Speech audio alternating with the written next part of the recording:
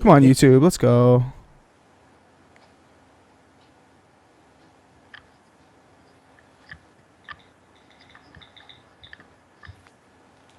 What the heck is going on here? Oh, there we go. Yeah, it's live. It's live. I see it on both. Okay. All right, here we go. I'm going to mute the Skype call, get the intro video. Here we go. Welcome to the Four Guys with Quarters show. With your hosts Inferno, Assassin, and Clowns.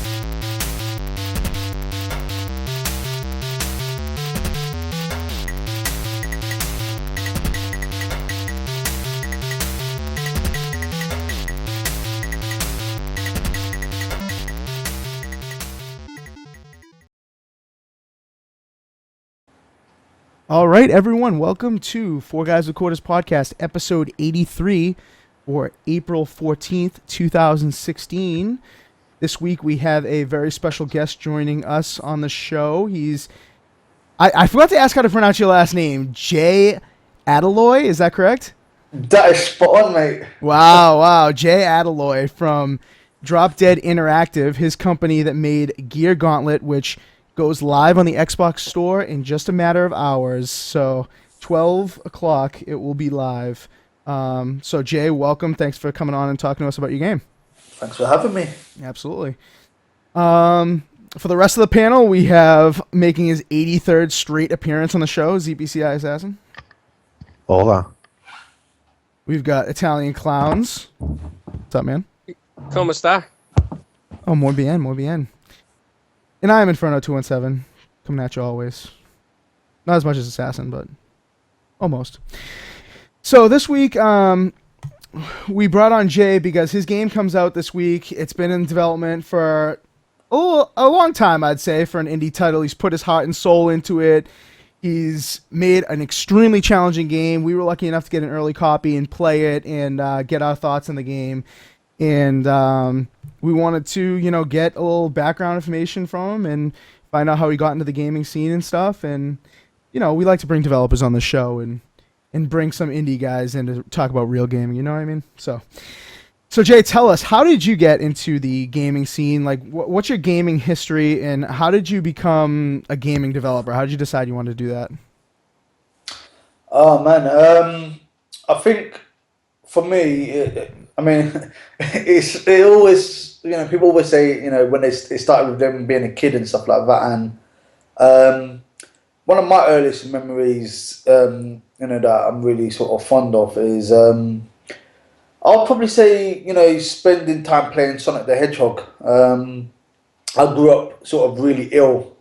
Wasn't allowed to go outside because I could get a cold or, Really? Wow. get to the hospital really easily. Wow. So my parents always used to sort of buy me games, and at the time I ended up getting the Sega Mega Drive, it was called in the UK, as opposed to the Nintendo. So I went down that route first. Yep, same here. Genesis for life, baby. So I ended up getting Sonic, and yeah, I just really really enjoyed that game. And those were the days where you couldn't really save games. You just had to either leave your console on or try beat a game in sort of one sitting. Oh, we know those days, huh, Clowns? Oh, absolutely.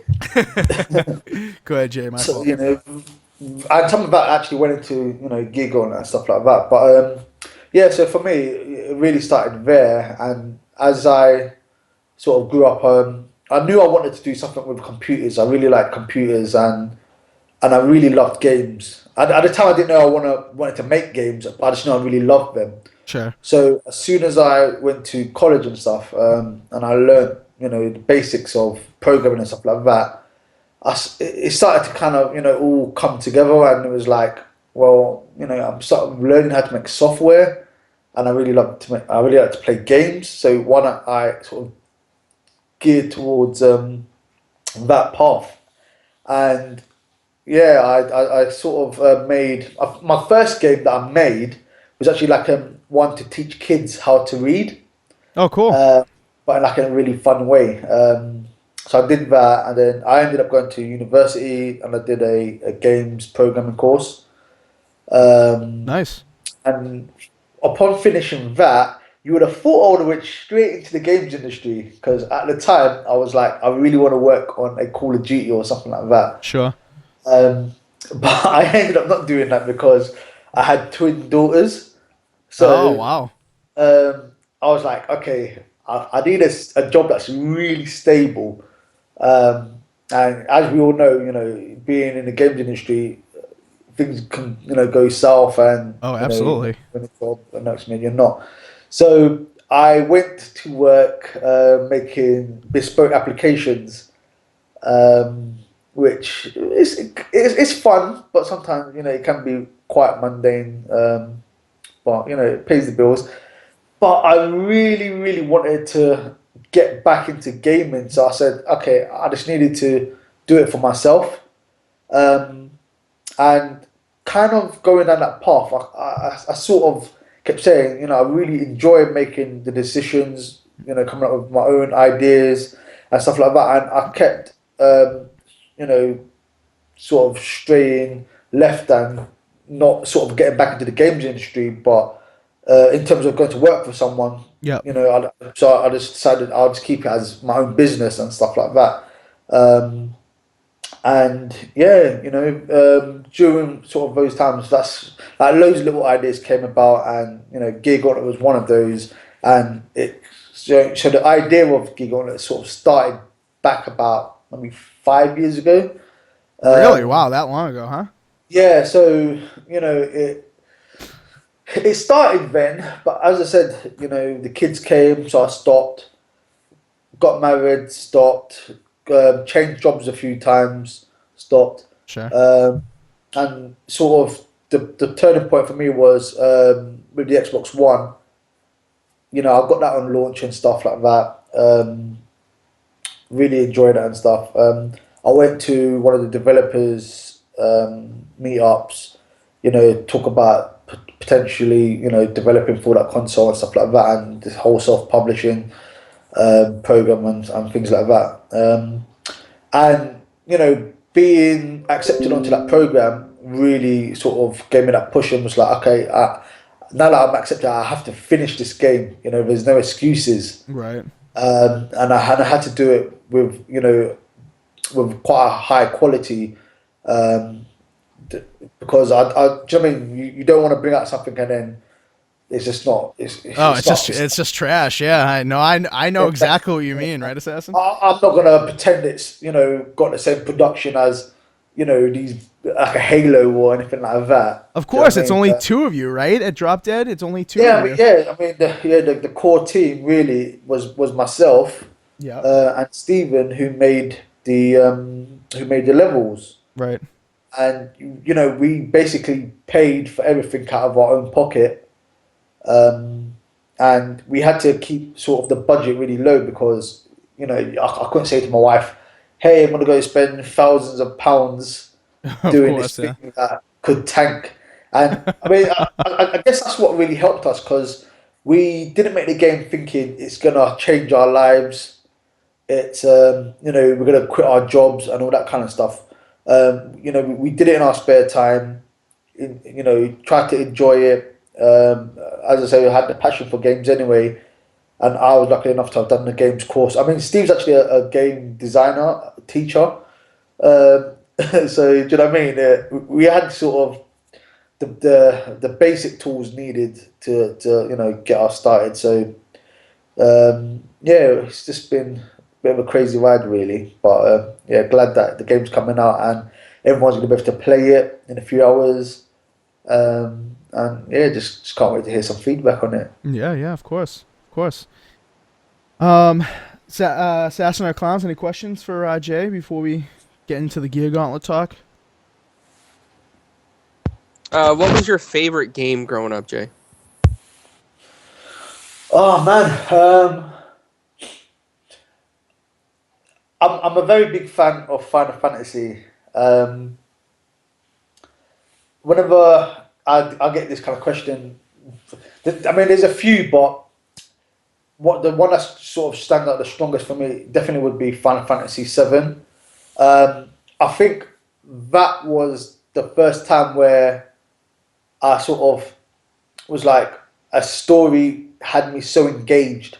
Absolutely. And you know, I mean, I'll say spoiler, but come on, man, it's been years. Yeah, But of course. uh, Yeah, anything is fair game on that at this point. Go ahead. the part with Ares, you know, and Sephiroth killing her and stuff like that, it was just like, for me, I really felt it. Yeah, of And course.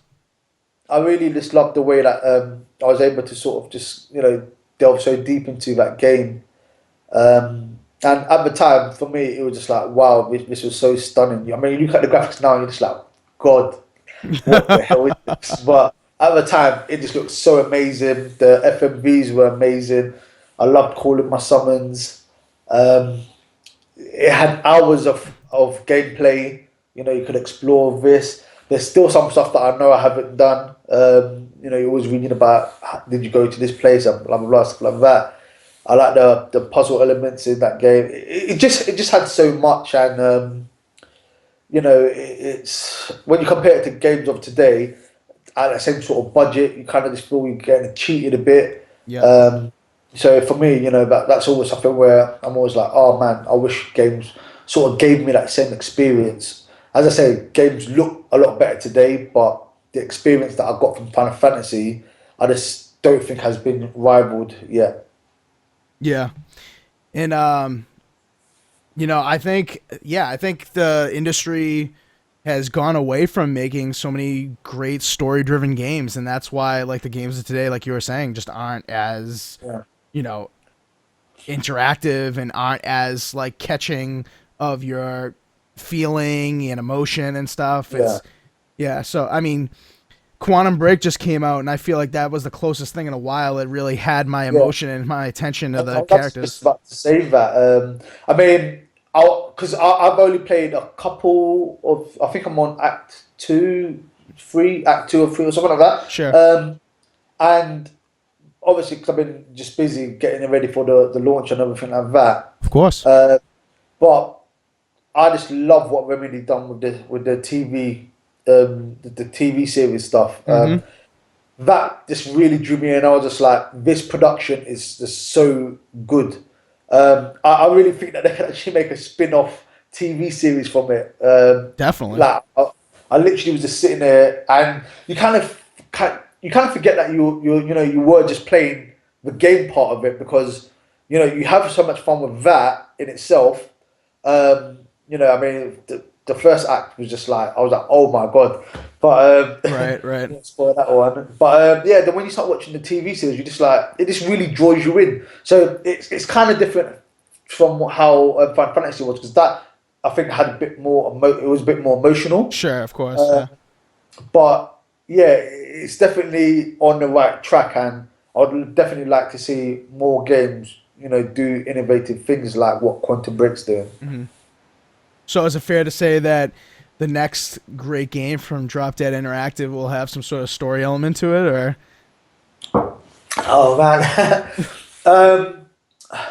See, I mean, those are the games you're into, bro. So I feel like that, that's the next step for you guys. When I made Gauntlet, the idea was that I was like, this isn't a game about a story. Like at the time, I was just like, I just want people to focus on, you know, getting those scores, getting the best time, being as competitive as they can be. You know, the objective. This is the objective, and it doesn't require any story. So one of the things I did not want to do was shovel in a story just for story's sake type thing. And I think again, when I sort of originally started, I think I wasn't mature enough in terms of my game design, because as I said, I started kind of when I was at university. That's when the ideas came about. So I still had a lot to learn, and I know putting a story into a game is very challenging. And I mean, if you see some games now, they still can't pull it off. So Right. I definitely didn't want to do that. But it's one of those things that a lot of people have asked me about and said, you know, oh, why didn't you put a story in there and stuff like that. So this has been a learning journey for me as well, in terms of things that people definitely want to have in games. I mean, some of the things that you may not think is that important, but to a vast majority of people, it's really important. So I definitely would say that if there was a Gauntlet 2, I would definitely think about a story. Mm-hmm. But I wouldn't want it to sort of overshadow what the game is supposed to be about. But I would definitely think about it early enough that I could do something that would make sense for the game. Because I mean, the game's about a cog. Sure. Yeah, and exactly. In our chat, in our Twitch chat, Harry Cabbage says there is a story. It's about a gear that gets absolutely wrecked. So there you go. There's the story. You're a gear. Get to the end. Probably not in the first try though. Definitely. You mentioned that people have been asking you why not a story and stuff. So I know you're in the team is in Nottingham, right? Nottingham. Yeah. So what is the gaming scene like there? Because you think of like hubs around the world where there's a big gaming scene and big gaming developers, and I got to be honest with you, United Kingdom is not one of them in my mind. So what? Do you guys feel like the gaming scene is big there, or? Yeah, Free Radical was in Nottingham. Crytek was in Nottingham. The people that's making Homefront, what's it, Gangbusters or Buster Dam, something like that. Assassin, who's making Homefront? Come on. Give me a second, I'll find out. Is it Dam Busters? Yeah, I think it's Dam Busters. I don't know. Assassin's our Homefront guy. I figured he'd know. After that beta, absolutely not. Yeah, no, I'm pretty sure it's Dam Busters. But they were basically Crytek, and they just kind of changed the name. So I guess they would be in Nottingham. Other than that, you've got like a lot of mobile studios. Actually, another one's opening up here. Sumo Digital's opening a studio here. Wow, bigger than I thought, bro. Well, you've got a lot of devs that worked at Ubisoft, EA, and stuff like that. I think some of them are doing like freelance stuff. So we have a monthly dev meetup. Oh, cool. So yeah, I'll go to that. So but with AAA developers and stuff like that, I definitely get a lot of advice for people that have done that. So they can give me tips and stuff like that. And like some of the cool guys that I know, James, he actually runs the meetup and stuff like that with another guy. He actually is currently working at Rare. So there you go. Yeah, Rare too. That's right. There's definitely like talented people that go to these meetups and stuff like that. So yeah, Nottingham, yeah, it's a pretty good place. And yeah, you got Derby down the road as well. That's got Team 17. Yep. Oh, that's true. Yeah. Got the guys that are making Battalion and the Turing Test, Bulkhead Interactive. So okay. So yeah. See, I guess it's more than I thought. I wasn't really thinking about it. I guess. Yeah, I think Ripstone, the publisher's there too. Am I right? Ripstone's there. Yeah. Well, I don't know if they're in Nottingham, but they're definitely in the UK. I can't say I've heard of Ripstone. They publish games for Zoink Games. They make Stick It to the Man, Zombie Vikings. Oh, yeah, they. I know them games, but I just don't know the name. Yeah, so. Ripstone publishes. They're mostly a publisher. They published Ironcast. I don't know if you're familiar with that. Done by Dreadbit. I have to look up for them then, because because obviously I went to Rezzed and stuff, and I met the developers of what do you call it? Like, was it Zombie Vikings? Yep. And stuff like that. But yeah, I've just never heard of Ripstone, so yeah, probably have to give them a shout or something. So about Gear Gauntlet, I know we haven't really talked about like the game itself quite yet, so I feel like what better time than now, right? First of all, it's developed in Unity, right? You're a Unity pro, so how was Unity, and at the same time, it maybe answer how was working with ID at Xbox? Like, how was the whole process of getting it out there from development to publishing? At university, I learned a bit of Unity. I used it for one of my projects and stuff like that. I originally studied C++, so going to Unity was something different. I made Gear Gauntlet in Unity because of Idea Xbox, not because they forced me, but more to do with that was one of the middlewares that that they were sort of promoting. So for me, it was like, okay, if I'm gonna apply to get onto their program, it makes sense that I'm in line and can check off a lot of boxes in terms of what they might be looking for. Sure. So I originally started it in XNA, then went to Monogame, which is all C sharp. So porting it into Unity wasn't that hard to get the like, sort of like the base mechanics and stuff like that. And I needed to get a prototype, so I wanted something that was going to be quick. So yeah, so that sort of drove me to using Unity. Sure. And I had an Xbox. Yeah, their support is just like. See, obviously, I don't really have anything to compare it to because they were the sort of the first platform holders, being part of Xbox and Microsoft and stuff Right. that I sort of dealt with. But sort of the support that they've shown me has just been amazing because like they've taken me to like events. You get good advice. Basically, it's like having this knowledge bank. An email away Of type course. thing. Yeah. At times, I'm just like, oh, I wish I was in the States because they have a lot of things. If I was stateside, I'll be able to go to and stuff like that, or just even be able to go meet certain people and stuff like that. So so I'm quite jealous that not being over there and stuff like that. But Mhm. I've gotten to meet Chris Sharla, when he came down. Really awesome guy. I worked with sort of Agostino. Just sort of bouncing back and forth with him. With the game and stuff like that. Because you know what I mean. These guys have all got like loads of experience in the industry, and they know their stuff. And then the support has just been sort of really really good from other Xbox, and it's definitely made me feel like more at ease, Sure.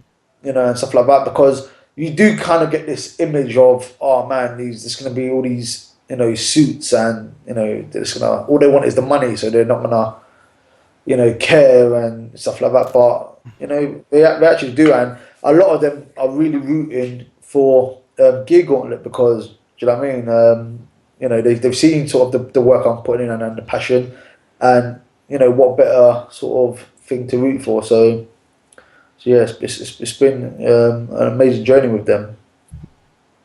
Yeah, I think the ID at Xbox program is just amazing, and not that I didn't love Xbox before that because I absolutely did. I'm a huge Xbox guy, and I mean I have a PlayStation, I have a Wii U. It's not that I'm a fanboy, but I do really appreciate what the XBLA program was on the 360, and now ID at Xbox. I appreciate the support that they give these small guys, and I went to PAX East last year, and I talked to a bunch of developers that had their games on Xbox, and they said the same stuff that you're saying, that they had almost like a corporate mentor, if you will, to just get them through getting their game out. So I love that. I love that the small guys can get their stuff out there.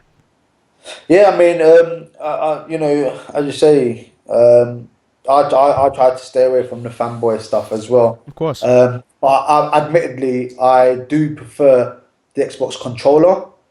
Absolutely. That's definitely what I'm used to. But I have a PS4. I got that on launch as well. I get everything on launch apart from the Wii U. Yeah. I don't have a Wii U. But the game's coming to Wii U soon, though, no? I really want to play Splatoon, but that and Zelda is like the only things I want to play. But to me, it's just not justified to get a console just for two games. Yeah. Splatoon is very good, though. I I have it. It's don't excellent. have enough time for games. To like sit there and play there and 100% them and stuff like that. So I just know I wouldn't get enough out of the console to sort of justify. Although my daughters were like, when I took them to like the game store, they definitely won to the Wii U. So I'm hoping that the NX is gonna, come and blow my mind and stuff like that. Me too, man. But yeah, if not, then I'll probably get a Wii U for my daughters. But yeah. There's one guy, Shahid, who's no longer with the Sony team, but he showed me he showed me love when I messaged him as well. Over the Sony. So if anyone that's thinking about playing Gauntlet on other platforms, just keep an eye out. So yeah, that may be a hint that I may be coming to PS4 soon. I don't know. But it is coming to Wii U, right? Wii U. Is it on Steam yet or no? It's really weird because I thought the consoles would be the hardest thing to get the game on. Yeah, right. Because I'm not using a publisher, so Steam tends to go through Steam Greenlight. Sure. Yeah. And I'll admit that the game has always been sort of geared towards using a controller, but that is the best experience you're going to get with it. And I don't know whether that's put people off of wanting to play it on PC. But yeah, the game just hasn't been greenlit. And once you go through Greenlight, you can't just sort of switch to a publisher. Sure. Yeah.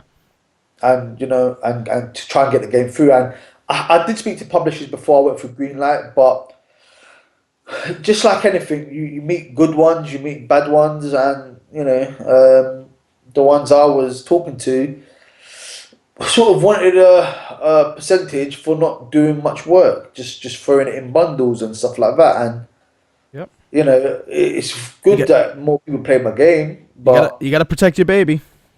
Yeah, exactly. So so I would love for people to go to the Steam Greenlight page and look for Gear Gauntlet and give it a vote, so the game can get some love on the PC. If you guys are listening to this, please go do that. Like, just go and give it a vote. It's so easy to do.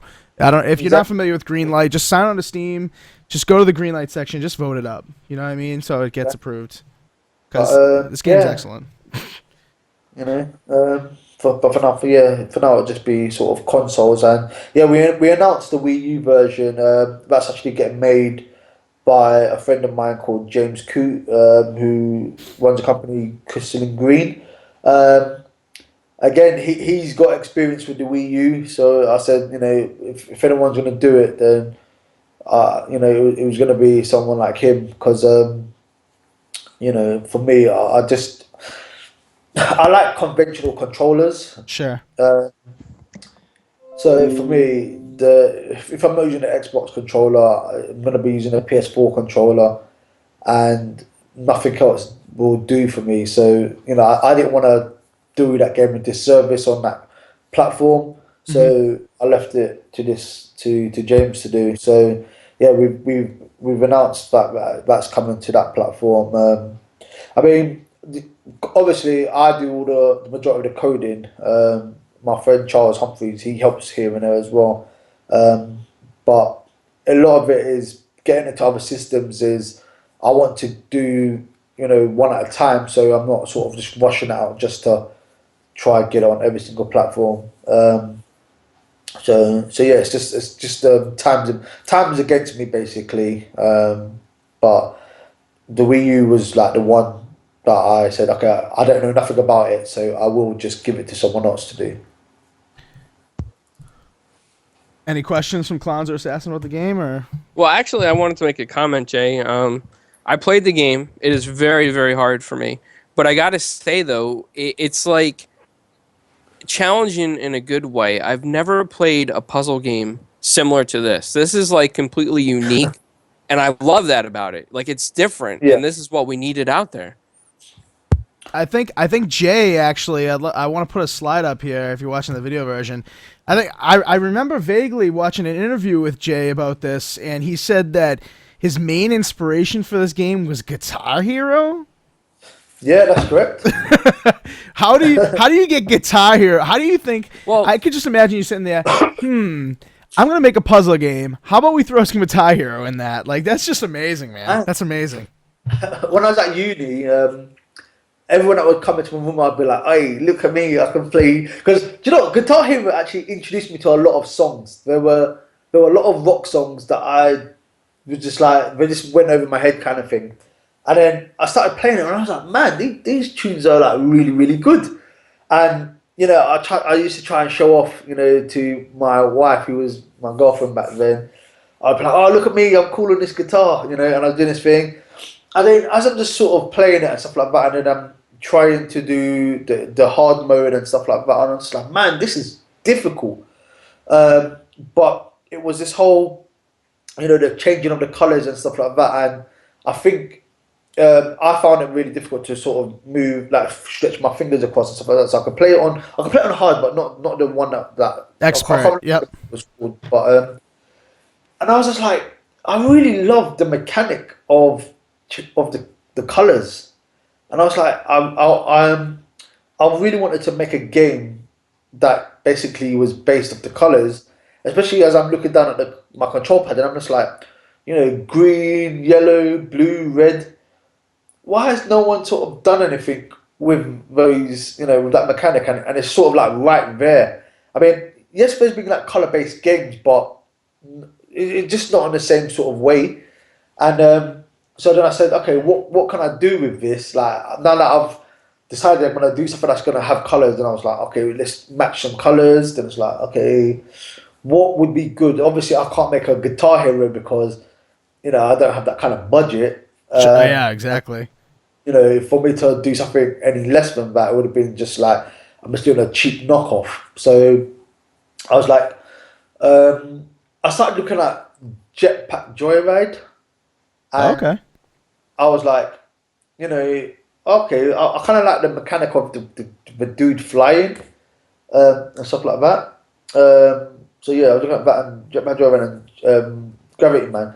But then I was like, I hate endless runners, really. Not like I hate them, but I don't like the fact that you just continuously run and there's no goal. Right. There's no achievement. The achievement is just getting further. Not. There's no end. Yeah, There's no I mean, yes, trophy. you get a higher score.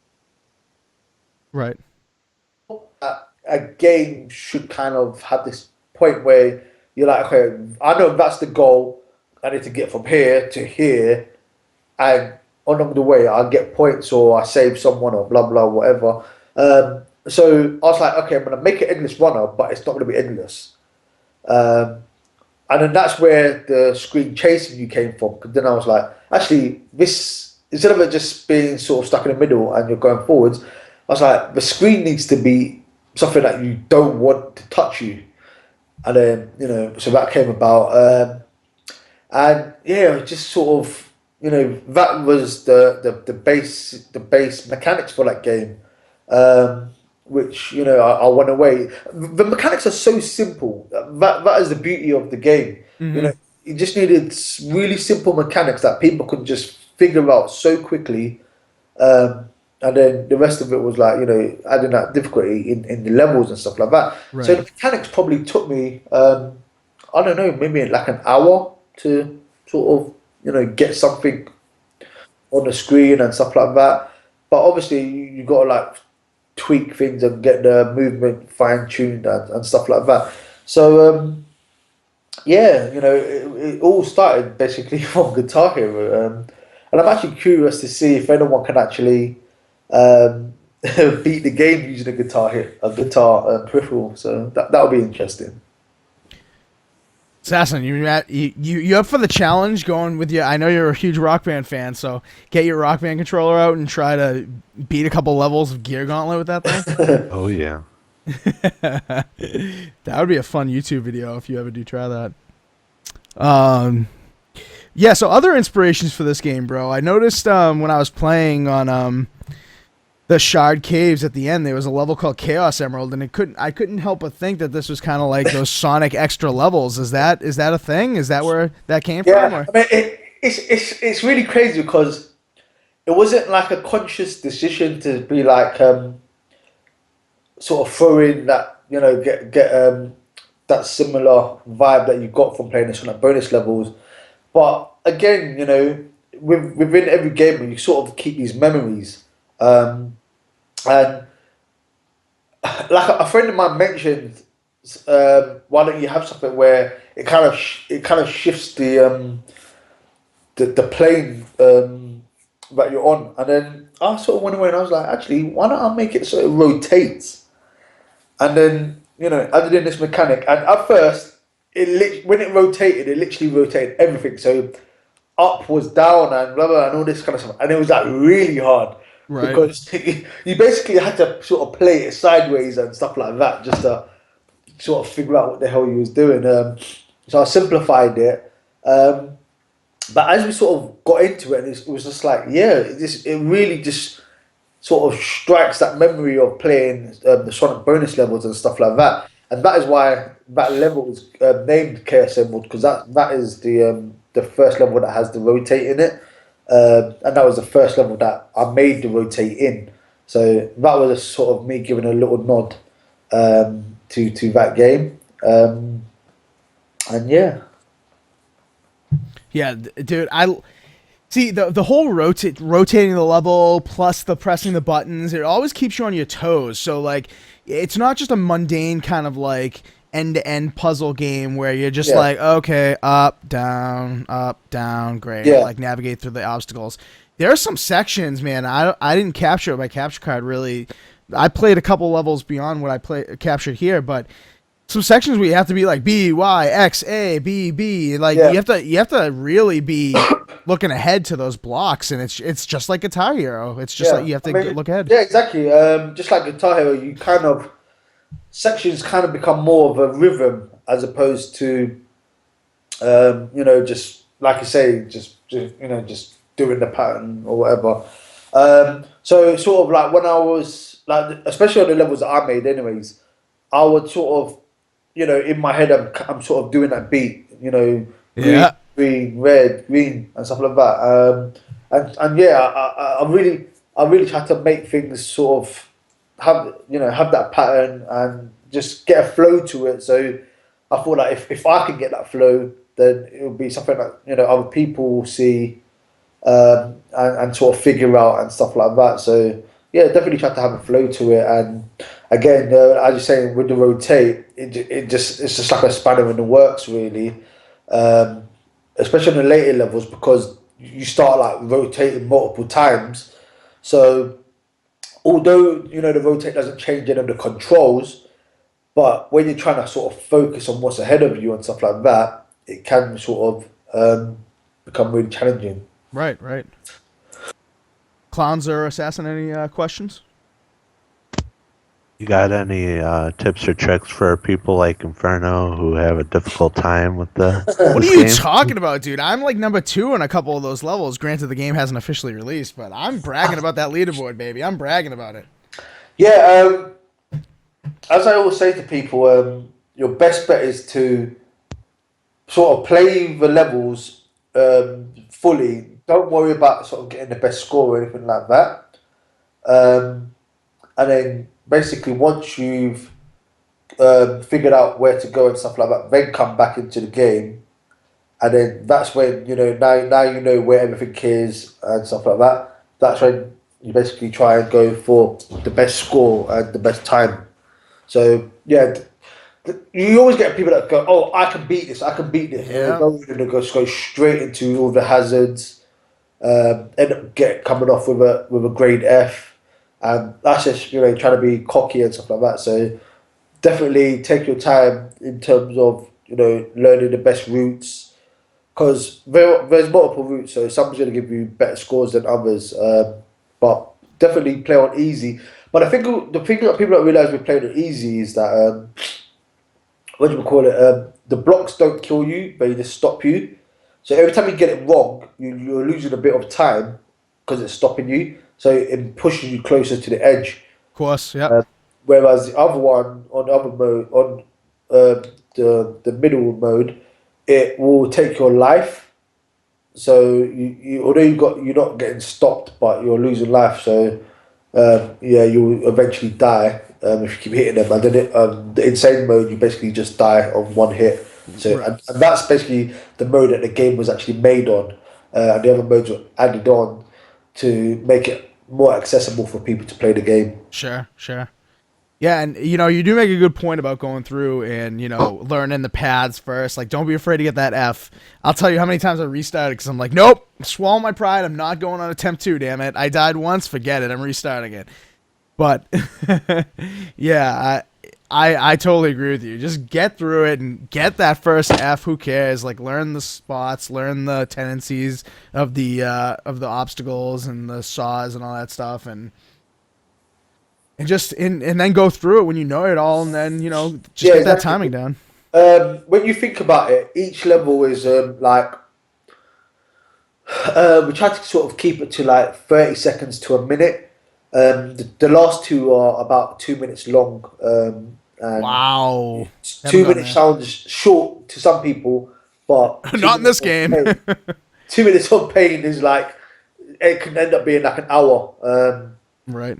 But yeah, it's just a case of we wanted to keep them sort of short and sweet and stuff like that, because we know people are gonna sort of die multiple times, and so we didn't want them to sort of be stuck on a particular part, and that's also the reason why we have multiple paths, because if I you was just gonna can't ask get you the about hard that. route, you just say to yourself, okay, this time round I want to maybe beat the whole game so I can get that achievement. So you just go for the easy route, and stuff like that. But then you can come back and say, okay, now I've done that achievement. I'm going to go for the S grade on every level. You can't get an S grade if you're playing on normal. You can only get S grade if you're playing on hard or insane. See, So- I was wondering how you got S, because I was on normal mode trying to get through these levels, and I got an A grade on one of the levels. I'm like, dude, I ripped that thing. Like, there's no way I didn't get an S. It's impossible to get an S on normal. Oh, And it's sort of that risk reward, absolutely. If you want a bigger score, then you have to sort of risk taking, like, basically dying, and stuff like that. But like, if you're ripping it on normal, you're gonna do probably even better on hard.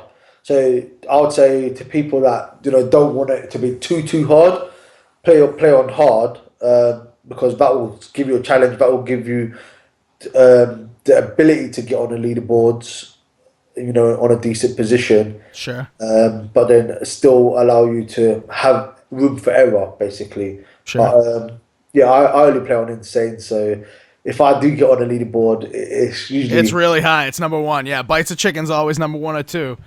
Bites of Chicken, Hairy Cabbage. True. There's a guy, Hairy Cabbage. He's actually quite high. Yeah, he got a code early, like Monday or something, and he's just been ripping up the game. So we've got one addict out of it. So, but yeah, I'm not the best at the game. I know a few tricks to get better scores, but Sure. I'm sure people are gonna figure it out once the game hits in like what is that, 6 minutes. Right. Yeah. Exactly. Yeah. No. 12 o'clock. Yeah. So that's pretty soon. What else did I want to ask you? Oh, how many levels are in the game exactly? I know. I think I heard you say in a prior interview that there were 40. Is that what it ended up being, or is there more? Yeah, so we were like, oh man, we got to get at least 100, maybe even 2. We just got all these games are putting out all these levels, blah blah blah, and stuff like that. But then I was thinking about it, and I was like, a lot of the time when games have like 100 levels, some of the levels are literally like you walk forward and you're at the exit. You do one jump and you're at the exit and stuff like that. So there's usually a lot of padding. And I thought, this is a game that, people are going to get frustrated quite easily. In an enjoyable way. So would they want to have all this padding and be frustrated? No, because they'll probably never get to the end. Because they'll just get, they'll just think, like, oh, these levels all feel too similar. Sure. Yep. And stuff like that. And one of the things because all the levels, we probably did it in the most stupidest way ever, but we literally placed, tile by tile. Wow. Levels for that. And then once we done those, we went over those to sort of what we call painting them, because obviously we had this great art style, so we wanted to sort of try and put patterns here and there and stuff. So some of the levels actually took us like about at first it was taking us about 8 hours to do, but then I put in some code that made it that like half that time. Right. Yeah, we just sort of go in and just try and just make bits unique and stuff like that. Why not something like procedurally generated levels? Did you ever think about something like We'll take that? that. Yeah, I mean, one of the. I mean, I don't know. I'm not a developer, so I don't know how hard that is to do. But I know that's like something that a lot of games are doing these days. It's not a hard thing to do. Oh, okay. Yeah, it's just I suppose because obviously if you get the seed, you can obviously repeat the same level again and again and again and again, stuff like that. Sure. But this game was about having these specifically tailored levels and having 40 of them. So like if you think about something like Spelunky, obviously that's randomly generated. Yep. Whenever you go into a level, you're more likely gonna get a different one each time. Right. And the way that game is built up, that's part of the design to play these different levels. But for this, it was like I wanted, the first level would always be exactly the same, and stuff like that. So yeah, for this, it just wouldn't have made sense. And I mean, I have been thinking about, how that could potentially work if, I was to sort of maybe do like a number two or anything like that. And yeah, there's just other ideas as well, like, even possibility of user generated levels, because I'm sure some people have even more sadistic level designs. I don't know how we can make this harder. Honestly, it's so some of these levels are really tough, but that's what makes it rewarding, man. That's what makes it Well, rewarding. I mean, looking at stuff like what's it called, Mario, Mario Maker, yeah. yeah, Mario Maker. Yep. When I was looking at that, I was just like, man, it's almost like, we've got like a similar kind of level, really well known and stuff like that. So it's gonna obviously get a lot more attention and things like that. But yeah, I mean, to have something like that where you can give it to users to make the levels, because I used a level editor to make the levels, and it was like it was one that we built into the engine, so you could actually play the levels as you sort of working on them. Yep. So the only reason it didn't make it into the final game is because the whole Xbox thing was very new, and we didn't sort of want to take that on board as well as trying to get this game out there and stuff like that. But now that we've got that experience, it's definitely something that we've already discussed and said, okay, potentially if this game is successful, obviously, and when I mean successful, I don't mean I'm a millionaire next week or whatever, but just enough to be able to do the next game. Mm-hmm. Definitely having user generated content is something I definitely want to do. Cool. Yeah, that sounds awesome, man. Again, we've talked about things like 2-player racing, where you can have specific tracks where you can trigger things that slow people down and. That sounds awesome.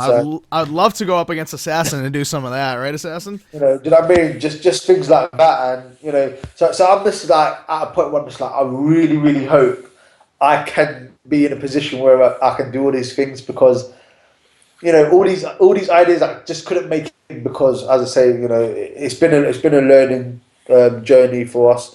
But if I'm able to do this again, it's going to be bigger and better with a story.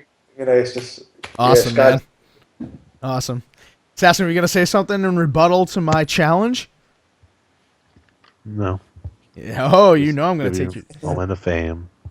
Just so I can crush you. Cloud, you were going to say something earlier?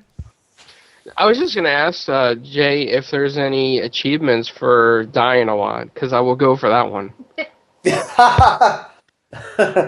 Oh, maybe.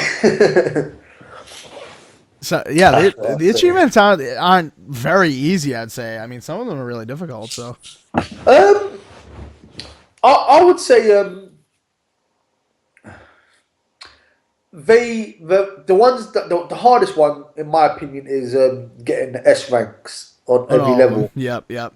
But it has been done, so it's definitely possible. Jeez. If you play on insane, you get extra points. So you because most levels you need to get a rare. You need to beat it in the amount of attempts that's been set, and you need to beat the fastest time Sure. set. Um, so if you're playing on hard, you have to get all of those to get an S rank. Oh, okay. But if you're playing on insane, you can actually you might skip the rare and you could still get an S rank and you get really high score and stuff like that. But the other achievements is literally beat the game. So every time you beat a world, you get an achievement. Right. Right. So you beat all 4 worlds. That's already 4 achievements. Right. Um, And I think they're like 50 gamer score each. They're not chump changes. 50 G's, yeah, baby. yeah. Those ones are quite decent. Yep. Yep. Uh, if you break through the barriers that you go through, get 100 of those of each color, which you're gonna do anyways. Right. You're gonna get achievement there. If you get the rares, you get 5 rares, you get an achievement, I believe. 10, 20, 30, 40, you get an achievement. And then same with the S rank. But as I say, the S ranks do get harder as you sort of get to World 3. So I think that will be the one that most people will be struggling on to get all the S ranks. Right. And then you've got once you beat the game, you unlock Gauntlet mode, which basically is you get 99 lives to beat the whole game. Jeez. And yeah, so when you die, you basically have to sort of restart. Right. And it's actually not that hard to do. Because once you sort of know all the levels, Of course. Yeah. Yeah. you could go the easiest route. You don't have to get a high score. You literally just got to get out of the level. Oh yeah. Yeah. Good point.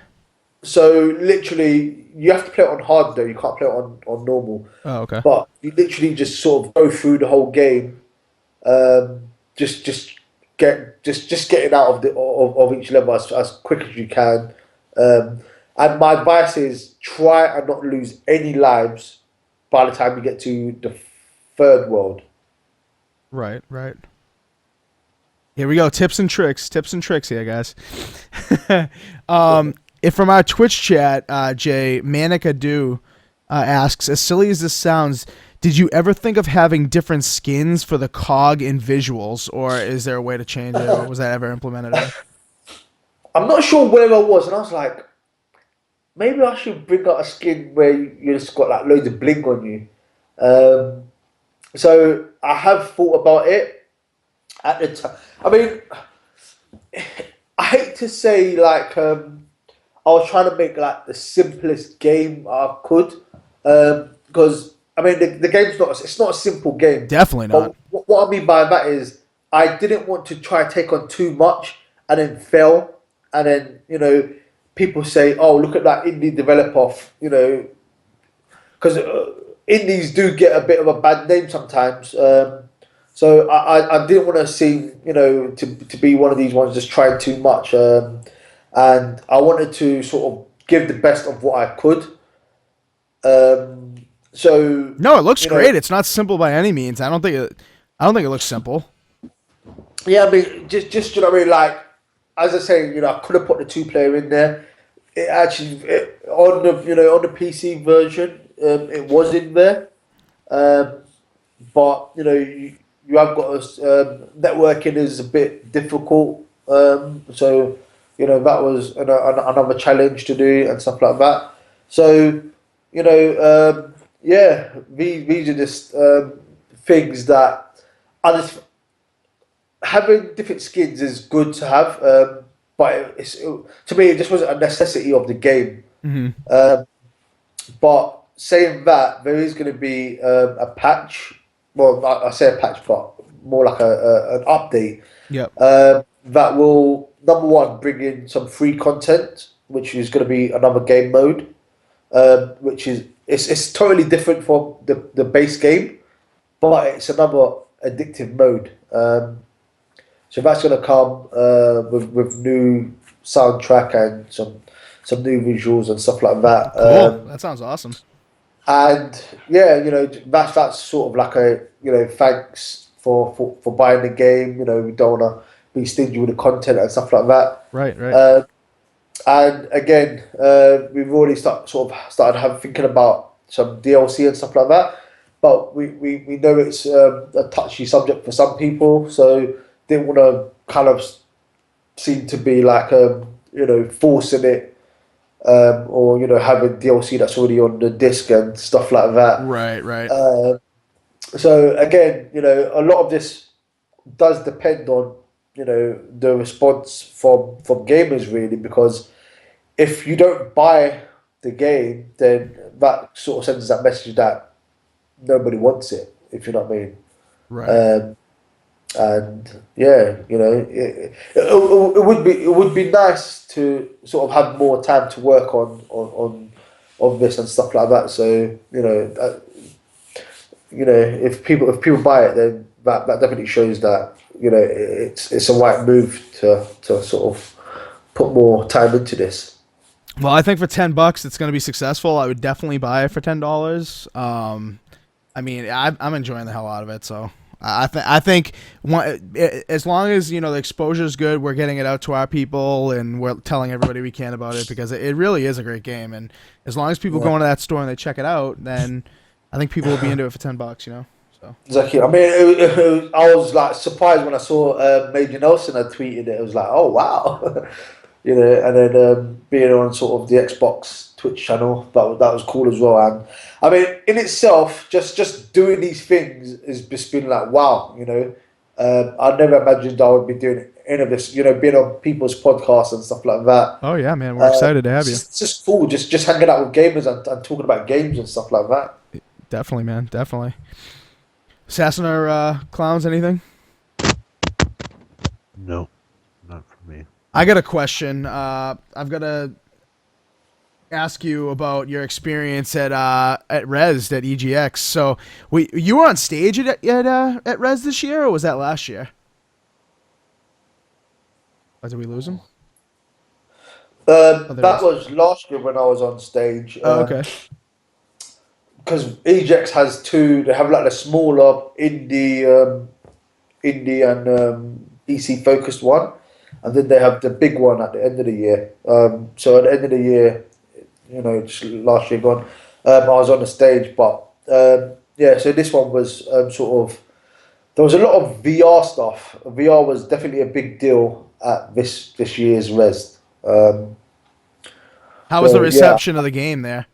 You had Gear Gauntlet there, of course. So how was the reception, man? It's just like it's crazy because it's nervous. You're nervous at the same time, but you just get people coming up to you and then it's like so amazed at what you've produced, and they're there getting addicted to it, and you're kind of thinking like,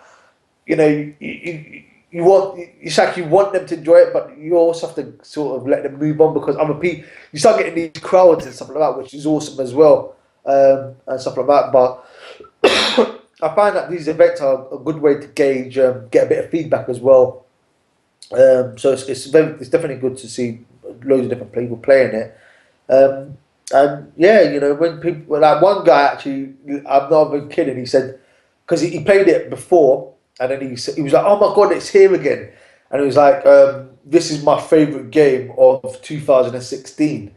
And, you just kind of feel like, like, wow, Yeah, that's cool.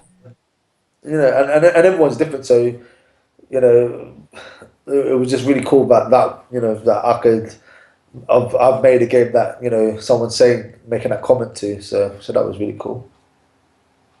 Harry Cabbage in the Twitch chat says he wish he had skills to make a game. He has mad ideas with zero knowledge of the industry. And I think, if anything, like having you on the show and, you know, having you in the ID at Xbox program and at these dev meetups and getting respected when literally you know, came from nowhere. You told us your story earlier.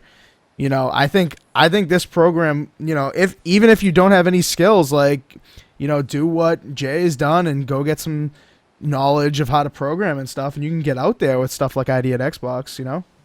Exactly, and you know, everyone knows Xbox has obviously made it so that any Xbox One can now be a dev kit.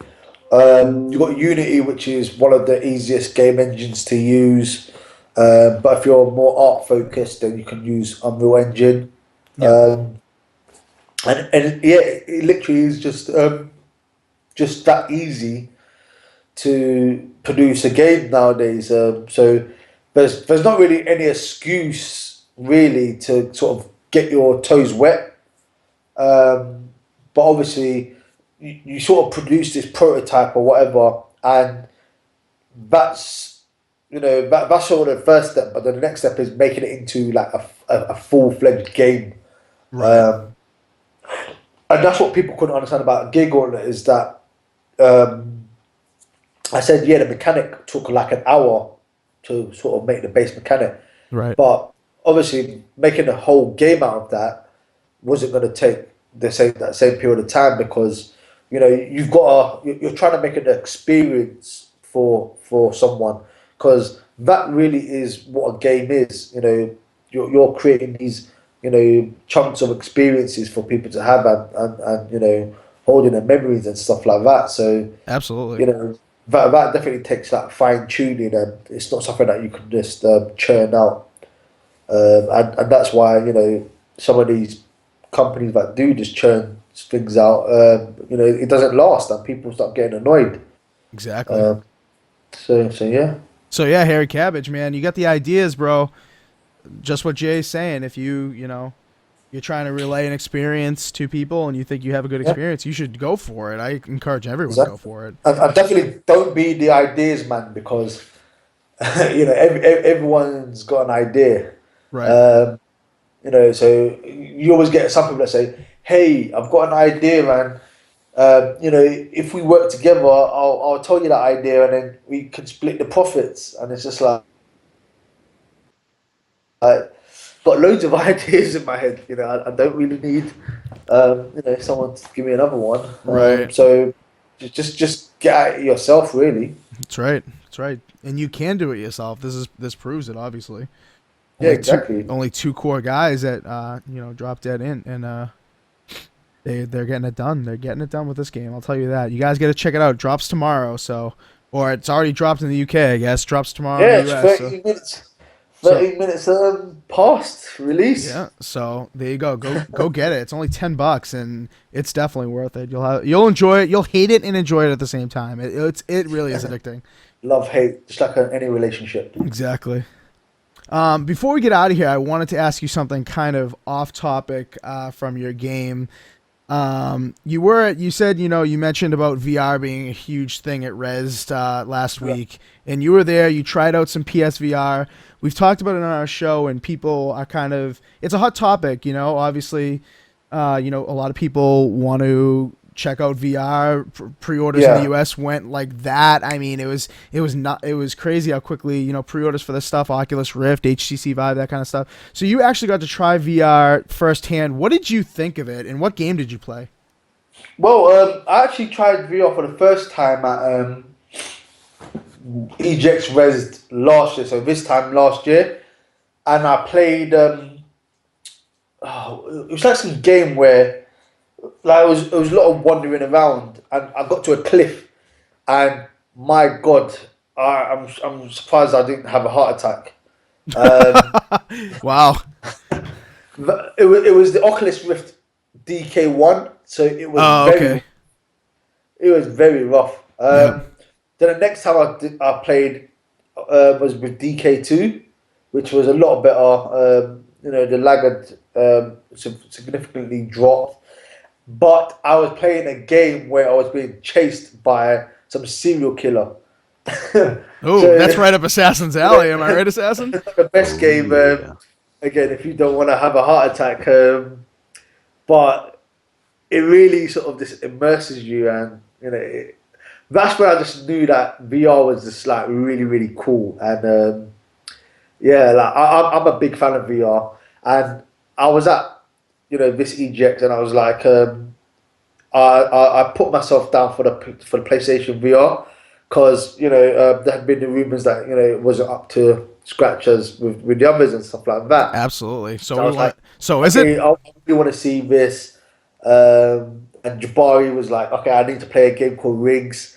So yeah, I went down and played that, and I'll tell you, I was really impressed with it. really, The really? VR definitely won me over. It's crazy. Like I still feel like for some people, it's gonna be it's really hit and miss because as I got into it, basically when you start the game, you go into your rig, and then you're suddenly up there in the air, Yep. and I was oh shit, Yep. Oops. No, that's fine. That's fine. Um, but I was like, damn, like I'm high up in the air, and if you're afraid of heights, then don't play rigs. Uh oh. Uh oh. But yeah, so I was like, oh man, like I'm in this mech, which obviously feels really cool. Like how many people have thought about piloting a mech. Right. So I'm in this mech now, and in rigs, it's basically like a sports game. So you have to basically you shoot the mechs, and then you build up this meter or whatever it is, and then you have to basically go right to the top, and then jump through this big circle, Sure. and then that's like score. Yep. And double jumping in a mech, oh my god, it's crazy. Like you really get that sense like you're flying around and stuff like that. Right. So that's why I say it's hit and miss because some people are going to be like, oh, this is making them dizzy and stuff like that. But for me, like at first it was like, oh, this is very different experience, but I really enjoyed it and I really loved it. And I was like, they gave me a questionnaire and was just like, are you going to go buy a PSVR? And I'm just like, I would buy one, if not develop for one. Wow. So it definitely sort of made me think and be like, oh, okay, all my ideas that I've got, which one of those could potentially be a VR game and stuff like that. You know, so yeah, I really sort of that experience definitely won me over, Cool. and yeah, if any PlayStation execs are watching, definitely send me a VR kit to go with the dev kit that I've got, and yeah. And this guy Jay is gonna make it happen. PS people. So hit him up. Definitely. Hit him But, up. yeah, I'm definitely interested to see how it goes because, it's really weird because it's a new product. It kind of does feel like it's being forced down people's throats a bit, Oh yeah, definitely. but it's one of these things where it's so cool that you need to try it to understand it. And the only way to try it is for people to get one, so you kind of have to push it in front of them. Otherwise, Right. they're See, gonna- that's what sucks. I want to be able to walk. I'm really looking forward to trying it, but I feel like I'll be able to try to PAX East. I'm guessing next week next week now. But I really want to get my hands on it before I buy. I don't want to buy and then try. So Yeah, no, I'll definitely say if you've got that opportunity, then definitely try it. Like I had to. There were so many people that kept saying that kept coming along and being like, "Can I try it?" They'd be like, "No, it's booked up." Blah, blah. I was like, "I'm booking this weeks in advance just to have my perfect slot." I knew I was doing obviously gear gauntlet, so I had to find a slot that I could just sneak off and go and play it. right. And yeah, VR itself is just so cool. So it doesn't matter which one you get. I've got a Gear VR in my bedroom. Yep. The The Samsung one. That's cool. Yeah, so I could potentially make a game on there, like a small prototype version Sure. that I could then be like, okay, can I do blah blah blah. So I may even just do that just to get started type thing. Absolutely. Yeah, that's a great idea. So, but yeah, if you got a chance, jump at it and just try it. Cool. Assassin or Clowns, anything before we wrap up here? Or? No, I just want to thank Jay for bringing this type of game to Xbox One and all the other platforms. I think it's something that we definitely needed because we haven't seen a puzzle game like this, and the throwing in the color coded things was ingenious. So it was pretty cool. Definitely. Thanks for saying that. Yeah. We definitely Yeah. appreciate. Like I say, this is the cool thing about being indie is that you can experiment with things, and something that most people might think would just fail could turn out to be like a really cool idea and stuff like that. And one of the sort of other cool ideas that I've seen is with IDOB and the whole Twitter integration and stuff like that. Oh yeah, that was really cool. I've become quite good friends with Michael, and again, he was someone that I credited in Gear Gauntlet because he gave me a lot of advice, and Yeah, absolutely. I really like it when you get devs that are just so open to giving advice and not acting stuck up and sort of like brushing you off and things like that. So definitely a big shout out to Micah, and that again has given me some ideas as well. Cool.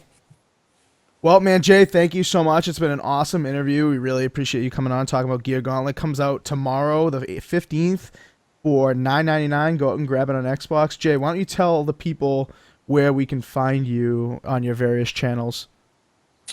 Yeah, so on Twitter, you can catch me at Bites of Chicken. That's BYTES of chicken.